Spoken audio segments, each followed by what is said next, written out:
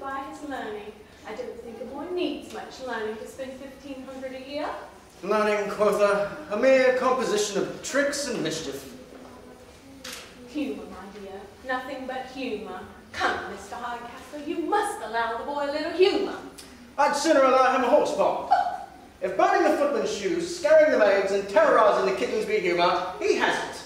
It was just yesterday he fastened my wig to the back of my chair, and when I stood to bow, I popped me bald head in Mrs. Frizzle's face.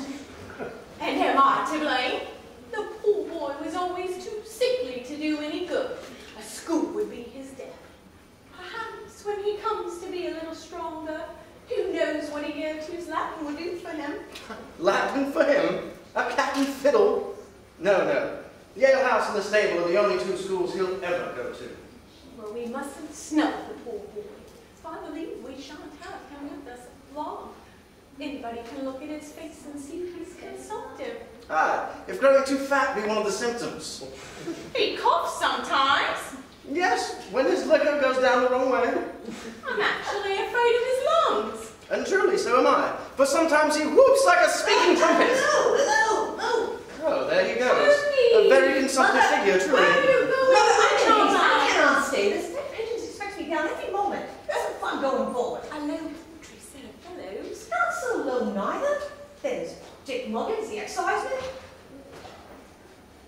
Little Aminadab, who spins the pewter platter. Tom Twist, who grinds the music box. And Jack the horse up.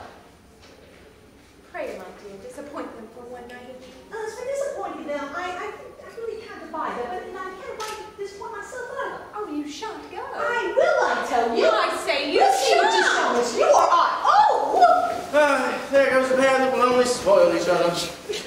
But is not the whole age in a combination to drive sense and discretion out of doors? For instance, my pretty darling Kate. The fashions of the times have almost infected her too. By living a year or two in town, she is as fond of gauze and French frippery as the best of them. Blessings on my pretty innocence, dressed out as usual, my Kate. Goodness, what a superfluous amount of silk hast thou got about thee, girl. I could never teach the fools of this age that the indigent world could be clothed out of the trimmings of the veil. You know our agreement, sir. You allow me the morning to receive and pay visits, and to dress in my own manner. And in the evening I put on my housewife's dress to please you.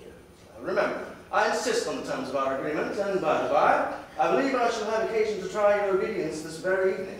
I protest, sir. I don't comprehend your meaning. Then to be plain with you, Kate, I expect the young gentleman I have chosen to be your husband from town this very day. I have his father's letter, in which he informs me his son has set out, and that he intends to follow himself shortly after. Bless me. I wish I had known of this sooner. How shall I behave? It's 1,000 to 1 I shan't like him, as our meeting will be so formal and so like a thing of business. I shall find no room for friendship or esteem. Depend upon it, child. I shall never control your choice. But Mr. Marlowe, whom I have pitched upon, is the son of my old friend, Sir Charles Marlowe, of whom you've heard me talk so often. Yes. The young gentleman has been bred a scholar and is designed for employment in the service of his country. Is he? I'm told he's a man of an excellent understanding. Is he? Very generous, I believe I shall like him. young and brave, I'm sure I shall like him. and very handsome. My dear papa, say no more. He's mine. I'll have him. And to crown all Kate, he's one of the most bashful and reserved young fellows in all the world. You have frozen me to death again. That word reserved has undone all the rest of his accomplishments. A reserved lover, it is said, always makes for a suspicious husband. On the contrary, modesty seldom resides in a breast that is not enriched with nobler virtues. It's the very feature in his character that first struck me. Well, he must have more striking features to catch me, I assure you. But if he be so young, so handsome, and so everything as you have mentioned, I believe he'll do so. I'll have him. Aye, but there is still an obstacle. There's more than an even wager that he may not have you. My dear papa, why will you mortify oneself? Well, if he refuses, instead of breaking my heart to his indifference, I'll merely break my glass for its flattery, set my cap to some newer fashion, and look off for some less difficult admirer. Bravely resolved. In the meantime, I'll go and prepare the servants for his reception. As we seldom see company, they want as much training as a company of recruits the first day's muster. Oh, good luck with that. This news of Papa's has me all in a flutter. Ooh, young and brave. These he put last, but I put them foremost.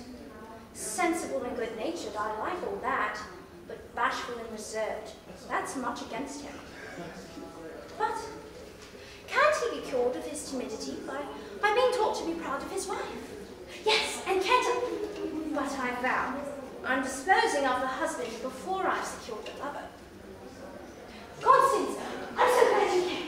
Tell me, how do I look today? Is there anything whimsical about me? Am I in place today, child? Perfectly, my dear. Yet bless me. Sure, no accident has not happened among the canary birds and the goldfishes. No. Has your brother, Captain Medley, No. has the last novel been too moving? No. Nothing of all that. Well, I've been threatened. I can scarce get it out. come on. I've been threatened with a lover. And his name? Is Marlowe. Indeed. Yes, the son of Sir Charles Marlowe. The most intimate friend of my admirer, Mr. Hastings. I'm never asunder. I'm sure you must have seen him when you lived in town. Never. He is a very singular character, I assure you. Among women of modesty and virtue, he's the modestest man alive. But his acquaintances give him a different character among creatures of a different stamp. You understand me? Oh, an odd character indeed. I shall never be able to manage him. What shall I do? Sure, think no more of it, but trust to occurrences for success. But how go on your own affairs, my dear? Has my mother been courting you from my brother Tony as usual? I have just come from one of our agreeable tete-a-tetes. She's been saying 100 tender things and setting off the pretty monster as very pink of perfection. Her partiality is such that she actually thinks him so. Besides, a fortune like yours is no small temptation, and as she has sole management of it, I'm not surprised to see her unwilling to let it go out of the family. A fortune like mine, which chiefly consists of jewels, is no such mighty temptation. But if my dear Hastings be but constant, I make no doubt to prove too hard for her at last.